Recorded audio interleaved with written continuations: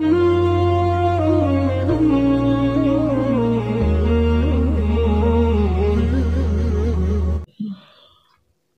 वालेकुम। आप सभी अज़ीज़ दोस्तों का और मुखलिस अहबाब का हमारे इस शरई मसाइल प्रोग्राम में इस्तकबाल है।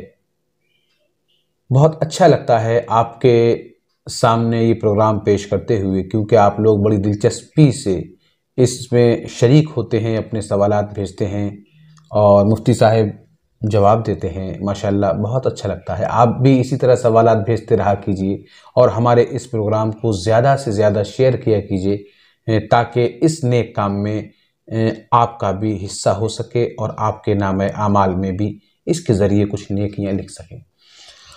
आइए शुरू करते हैं अपने इस प्रोग्राम शरई मसाइल को। पहला सवाल पूछ रहे हैं। सवाल ये है कि मालूम करना चाहते हैं कि हमने सुना है कुरान पाक की तिलावत शुरू करने से पहले या किसी आयत को पढ़ने से पहले इस्तिआज़ा करना चाहिए। वो कहते हैं कि हमने अक्सर देखा है जो मुकर्रिर हजरात होते हैं तकरीर के दौरान, वो शुरू में तो ऐसा करते हैं कि आयत करीमा पढ़ने से पहले इस्तिआज़ा करते हैं, लेकिन उसके बाद जब तकरीर करने लगते हैं तो बीच बीच में ऐसा वक्त भी आता है कि वो आयत करीमा पढ़ते हैं, तिलावत करते हैं और उस वक्त इस्तिआज़ा वो नहीं करते, दुरूद शरीफ पढ़ते हैं या कुछ और करने लगते हैं। तो क्या मामला है? क्या हर वक्त कुरान करीम की आयत पढ़ने से पहले इस्तिआज़ा करना चाहिए या शुरू में ही इस्तिआज़ा करना चाहिए ज़रूरी है? अगर कोई तकरीर कर रहा है तो उस वक्त कैसा है? क्या वो बीच बीच में आयत करीमा पढ़ सकता है बिना इस्तिआज़ा के? क्या मामला है? इसमें कोई शक नहीं कि कुरान करीम की तिलावत से पहले हमें इस्तिआज़ा करना चाहिए।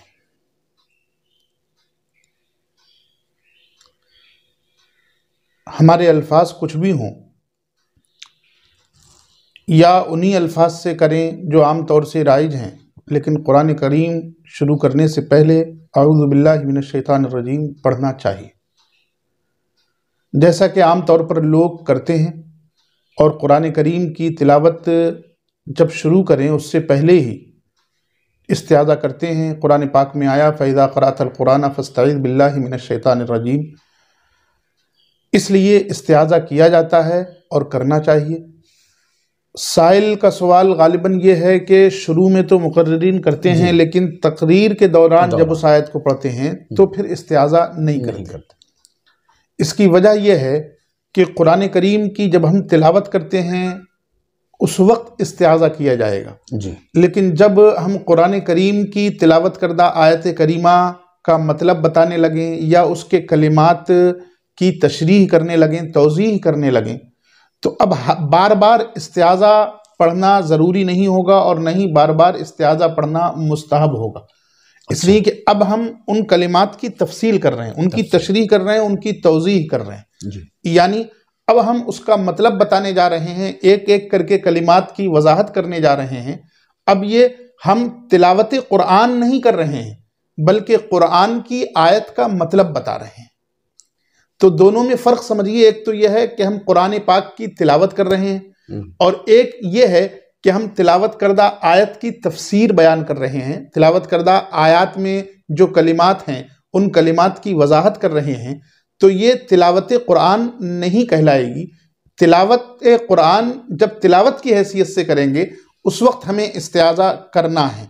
बिल्कुल वैसे ही जैसे इन्ना लिल्लाहि व इन्ना इलैहि राजिऊन, ये कुरान करीम की आयत है, लेकिन आप भी पढ़ते होंगे, अगर किसी के मरने की खबर सुनते होंगे तो आप भी कहते होंगे इन्ना लिल्लाहि व इन्ना इलैहि राजिऊन, लेकिन उस वक्त इस्तिआज़ा नहीं किया जाता और नहीं उस वक्त इस्तिआज़े का हुक्म है।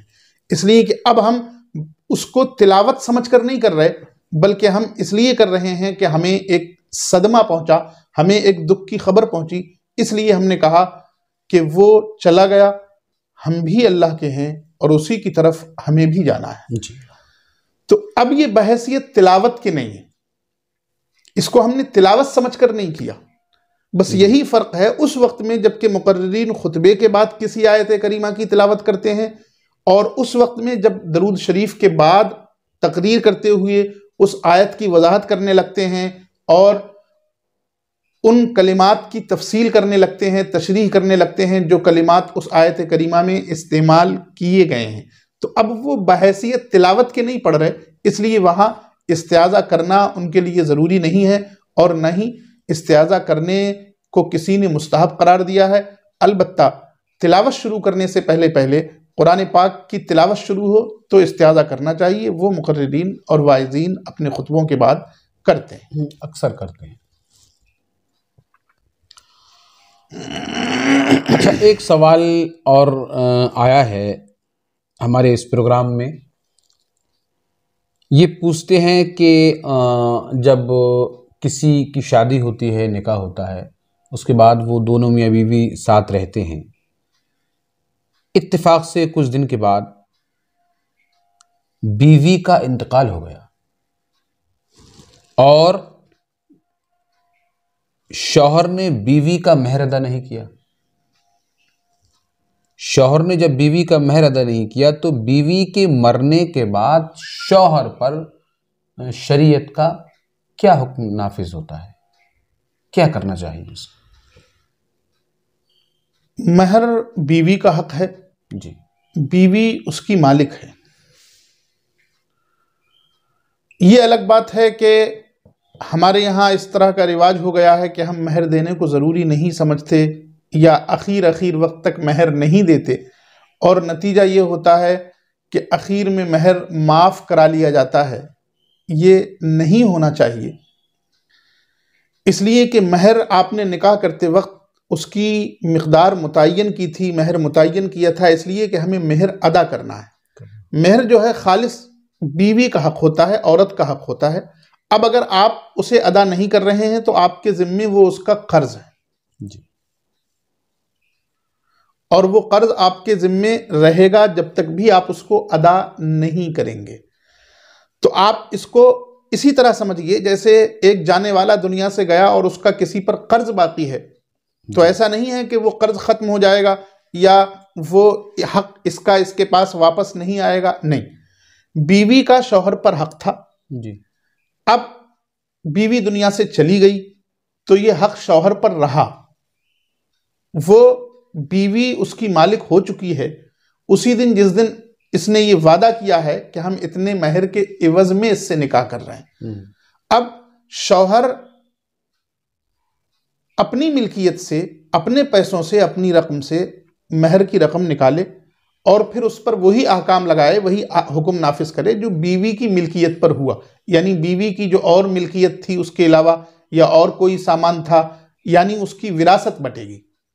अब विरासत में जिसका जो हिस्सा है, उसकी औलाद है तो उसका कितना हिस्सा है, किस किस का कितना हिस्सा है, ये फिर आप पूछ सकते हैं उसकी मीरास, लेकिन वो महर भी उसकी मीरास है, इसलिए कि वो उसी का हक था, इसके ज़िम्मे कर्ज था, ये एक अलग बात है।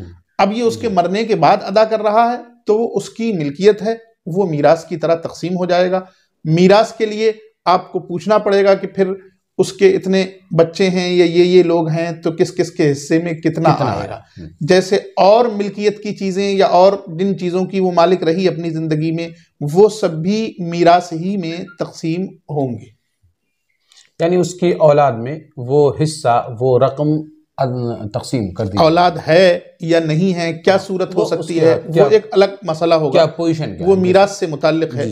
आपको पूछना होगा कि मीरास में किसका कितना हिस्सा आ रहा है। बहरहाल वो मीरास का हुक्म रखेगा। कुल मिलाकर शौहर को उसका महर अदा करना है, उसके मरने के बाद भी उसकी औलाद को दिया जाए या जिनका हक हो उनको, जिनका हक है उनको, बहरहाल शौहर को अदा करना है। अच्छा, ऐसा भी होता है कि बीवियां शौहर को महर माफ कर देती हैं, तो वो क्या मामला है? उस माफ़ी से हम क्या समझें कि वो उसने जब तक के लिए माफ़ कर दिया जब तक कि उसके पास वो पैसा नहीं हो पा रहा है, या कि हमेशा के लिए माफ़ कर दिया, अब उसको देना ही नहीं है, वो क्या मामला है, ज़रा बताइएगा। देखिए, आमतौर से हमारे यहाँ महर गैर मुअज्जल बांधा जाता है जी। तो गैर मुअज्जल का तो मतलब ही ये होता है कि हमने ये मुतय्यन ही नहीं किया कि किस वक्त उसको देना है। जी, यानी एक तो उधार है उधार लिया, कर्ज लिया, और ऐसा कर्ज लिया कि ये फिक्स ही नहीं किया है, ये मुतय्यन ही नहीं किया है कि हमें जिंदगी के किस हिस्से में देना है, तो अब इसमें ताखीर के लिए माफ करने का तो सवाल ही नहीं होता, इसलिए कि इसमें कितनी भी ताखीर हो, माफी का क्या कॉलम रह जाता है जी। ताखीर कितनी भी हो जाए, इसमें माफ करने या माफी लेने का कोई मसला ही नहीं है। जब हमने गैर मुअज्जल रखा है तो आमतौर से ऐसा ही होता है। हमारे यहाँ माफ़ी से यही समझा जाता है कि औरत ने बिल्कुल माफ़ कर दिया, यानी उसका हक था, अब उसने इसे माफ़ कर दिया, अब इसे नहीं देना। हालांकि होना ये चाहिए था कि शौहर चूंकि औरत का जिम्मेदार है, औरत के हुकूक की निगरानी, औरत को माली एतबार से सारी जिम्मेदारियां औरत को माली एतबार से मजबूत करने की शौहर ही के जिम्मे होती है। शौहर ही उसके नान और नफके का कफील होता है, उसी को करना होता है। तो वो जो कमा रहा है, वो जो बाहर से पैसा ला रहा है जी, उसे माफ करवाना चाहिए या उसे और ज्यादा देना चाहिए उसे जो बाहर नहीं जा रहा है। कुरान करीम कहता है, अल्लाह तबारक व तआला ने इरशाद फरमाया, औ याफुवल्लज़ी बियदिही उक़दतुन निकाह, अल्लाह तबारक व तआला ने जिसके हाथ में अक़द निकाह का इख्तियार दिया है, जिसे ये एजाज़ मिला कि वो उस अक़द निकाह को ख़त्म कर सकता है, और जिसे ये एजाज़ मिला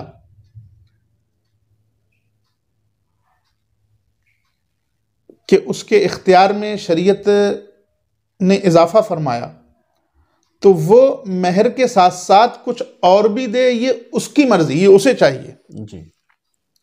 न ये कि हम उल्टा औरत के लिए जो एक जिंदगी भर में हमने उसके महर की सूरत में एक रकम अपने ऊपर मुतय्यन की थी, या महर की सूरत में एक रकम उसे बताई गई थी कि तुम्हें ये महर मिलेगा, हम उसको भी माफ कराने के चक्कर में रहते हैं। इस मसले को लेकर हमारे यहाँ बहुत इफरात व तफरीत का शिकार हैं लोग। इतना महर बांध लेते हैं कि फिर जिंदगी भर अदा ही नहीं कर पाते, और फिर आखिर में जाकर नतीजा माफी होता है। मर्द होते हुए अगर औरत से माफी मांगना पड़े या महर माफ करवाना पड़े तो फिर क्या फायदा। आप महर उतना ही बांधिए जितना महर आप आसानी से अदा कर सकते हैं, और कोशिश ये कीजिए कि महर जल्द अज जल्द खातून के हवाले कर दें, ताकि उसे ऐसा महसूस हो कि मेरा निकाह हुआ है और निकाह के एवज में ये महर मुझे मिला है। वो किसी भी सूरत में आप उसको महर दें, लेकिन महर दे दें जी। बड़ा बारीक और बड़ा नाजुक मसला बड़ी खूबसूरती के साथ समझाया, और एक जुमला जो बज़ाहिर हल्का है लेकिन बहुत भारी है कि मर्द होते हुए औरत से मुआफ़ी मांगना कैसा है, आप खुद सोचिएगा। तो बेहतरीन जो जवाब है वो यही है कि आप वो उसको अदा करें और माफ़ ना करवाएं।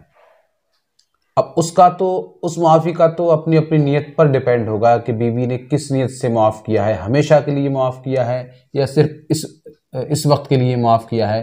वो हालात होंगे, वो उनको पता होगा। इस वक्त के लिए माफ़ करने का सवाल इसलिए नहीं होता कि उस महर का उसी वक्त देना वाजिब ही नहीं है जी।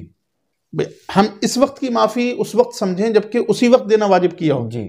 हमारे यहाँ आमतौर से गैर मुअज्जल बनता है। गैर मुअज्जल का मतलब ही यह है कि बहुत देर से देना, जब चाहो, कभी भी, जब चाहे जब दे सकते हैं, यानी कोई वक्त भी मुतय्यन नहीं है और अभी फौरन भी नहीं देना है, और उसको माफ करा रहे हैं। उसमें क्या माफी, वो तो हमारे इख्तियार में, हम जब चाहें जब दें जी जी। तो उसको नहीं, उसको माफ कराने का मतलब यह है कि हमेशा के लिए, बस फिर उसका मतलब यही समझा जाएगा कि आप हमेशा के लिए माफ करा रहे हैं जी जी। ये मतलब नहीं होगा उसका कि आप कुछ दिन के लिए। हमारे यहाँ एक रिवाज ये हो गया है आमतौर से कि शौहर पहली शब में महर माफ कराता है। ये इस रिवाज की कोई हकीकत नहीं है, ये सरासर गलत है। महर बंधा है तो महर दीजिए। अगर गैर मुअज्जल बांधा है, आपके पास अभी इतना नहीं है, हालात में वो वसत नहीं है, तो आप उसको देने की नीयत कीजिए कि हमें जब भी अल्लाह तबारक व तआला इस लायक कर देगा तो हम देंगे। हालांकि ऐसा नहीं है कि हालात में वसअत ना हो, बल्कि हमारे यहाँ ये एक रिवाज सा है। रिवाज सब जिन शादियों में लाखों करोड़ों खर्च होता है उनका भी मेहर गैर मुअज्जल ही बनता है, जबकि वो अखराजात जो करोड़ों खर्च किए जा रहे हैं, वो अखराजात जो करोड़ों तक पहुंच रहे हैं, उनमें से कोई ज़रूरी नहीं होता। जो शरीयत मुतहरा ने हम पर हक रखा है, जो शरीयत मुतहरा ने ज़रूरी किया है, वो है मेहर की अदायगी। उसको लेकर हम गफलत बरतते हैं और उसको गैर मुअज्जल ही बांधते हैं, और आखिर में नतीजा ये होता है कि माफ़ करवाने की फिक्र होती है। उसका बेहतर तरीका ये है कि मेहर कम से कम बांधा जाए, इतना बांधा जाए, उतना बांधा जाए जितना लड़का अदा कर सकता है। लड़का अदा कर सके। ये भी नहीं होना चाहिए कि हमारी हैसियत बहुत ज्यादा है लेकिन हम बहुत कम बांधें। हाँ। बल्कि हैसियत के मुताबिक जो शौहर अदा कर सकता है उसके मुताबिक बांधा जाए। जी जी, सबसे अच्छा तरीका वही है। और शौहर उसको अदा करे, अगर फिलहाल नहीं है तो कम से कम अदा करने की नीयत करे। ये नीयत ना हो कि हम माफ करा लेंगे। जी, देने की नीयत रखे और एक दिन वो दे। बहुत अच्छा सवाल था और बड़ा अच्छा और खूबसूरत तरीके से मुफ्ती साहब ने समझाया।